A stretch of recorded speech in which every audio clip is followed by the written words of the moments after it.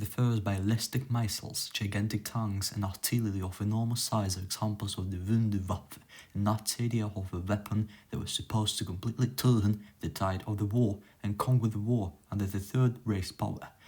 One of the Wunderwaffe projects was the Nazi nuclear weapon program, the Uranverein. You will learn how the German program started and ceased to exist, who was involved, and how the Allies were getting benefits from it. That is Veritas history, and we begin. At the beginning of the 20th century, Germany had an elaborate science based in nuclear and quantum physics, substantially impacted by people like Albert Einstein, who worked as a director of Kaiser Wilhelm Institute for Physics in the University of Berlin, straight after World War I and until 1933. In early 1930s, physicists started considering the applicability of the German relativity theory to create a nuclear weapon. Earlier, Einstein did the same thing on his own and rejected the possibility. However, at the turn of 1938, German scientists Otto Hahn, Fritz Strassmann, while bombarding uranium with neurons, got barium.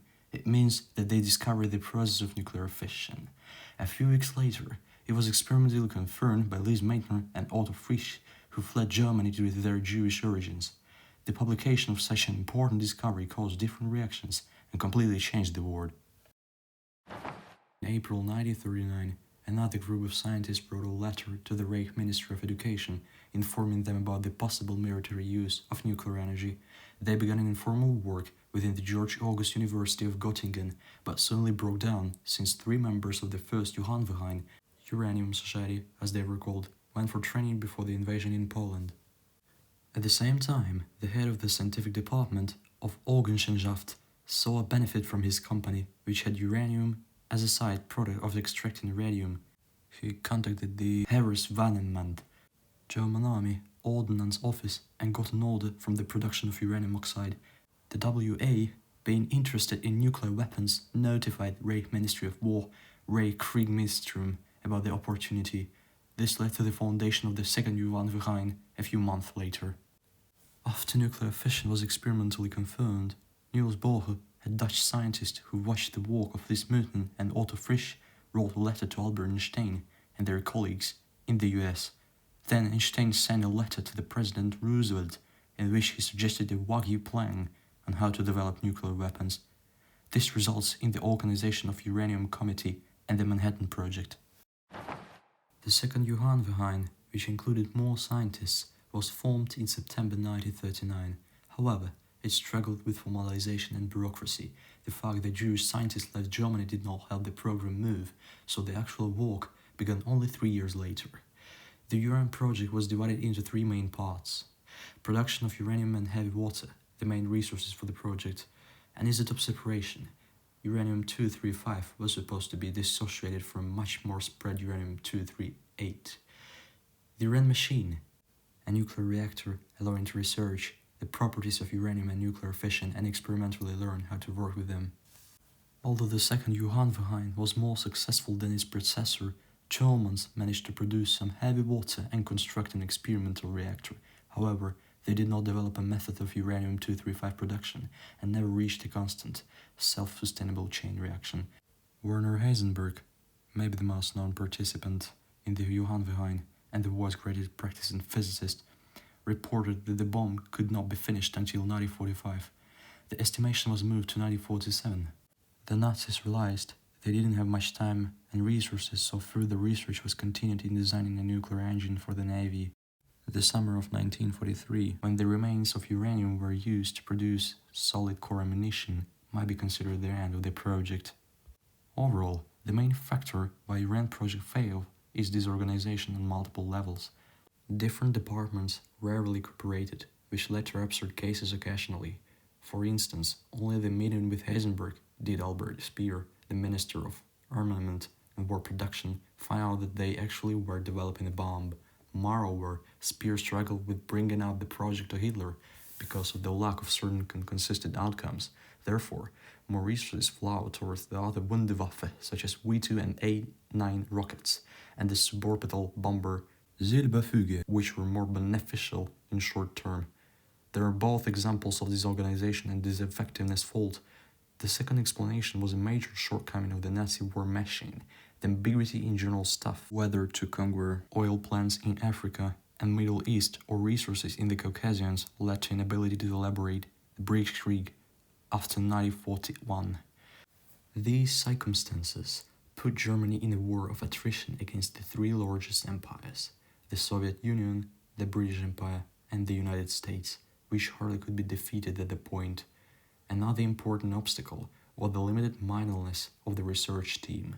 They did not consider carbon as a moderator instead of heavy water, nor did they see plutonium as an explosive instead of uranium. What is even more, they significantly overestimated the proper amount of uranium. Under these conditions, it becomes clear, even if the Uranverein was not doomed to failure initially, Nazis barely could assemble an atomic bomb before the Allies.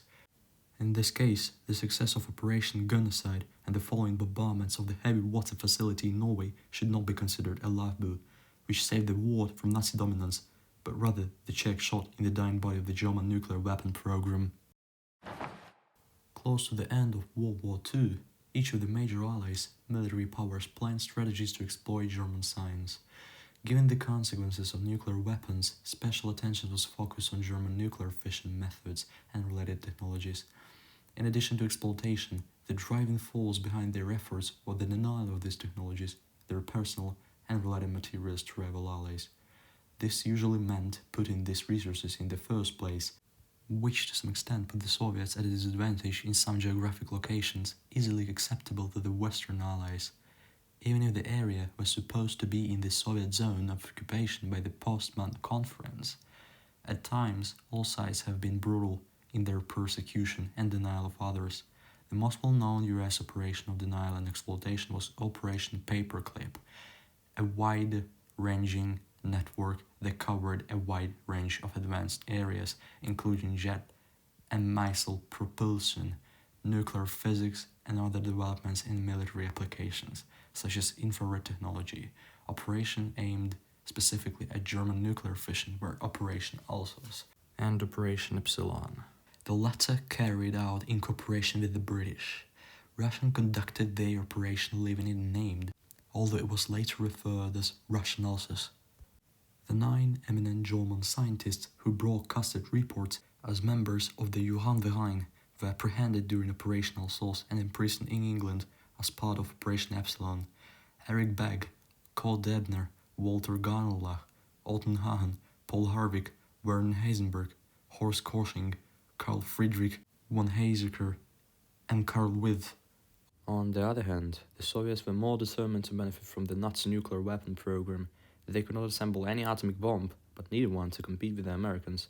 Therefore, German scientists related to the Uranverein were transported to USSR and directed to different research facilities, developing multiple stages of the Soviet nuclear weapon program. The most well-known German researchers evacuated to USSR were Manfred von Ardenne, Gustav Hertz, and Nicholas Riegel.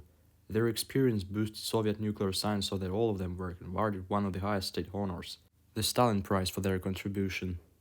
In the 50s, they all returned to Germany. Not only by minds, but also materially did Iran project help the Soviet Union on their way to the atomic bomb. Totally, Soviet counterintelligence found and took out 250 to 400 tons of uranium oxide from the territories of Germany and Czechoslovakia. Uranverein was an ambitious project similar to other Wunderwaffe programs. However, not only the lack of resources and organization undermined it, the idea itself was cursed from the beginning. Every battle is won before it's ever fought, a wisdom which you can find in the legendary book The Art of War. Despite being a wide generalization, it means not weapons win wars, but rather people inventing them and designing the strategy, logistics, and economy. Although the Nazis clearly understood this concept, that is why Blitzkrieg, as the military strategy, was devised. They failed. Overestimating abilities is one of the main obstacles in planning. How to benefit maximally and still manage to complete the goals. Therefore, be balanced in search of the verities, and thank you for watching.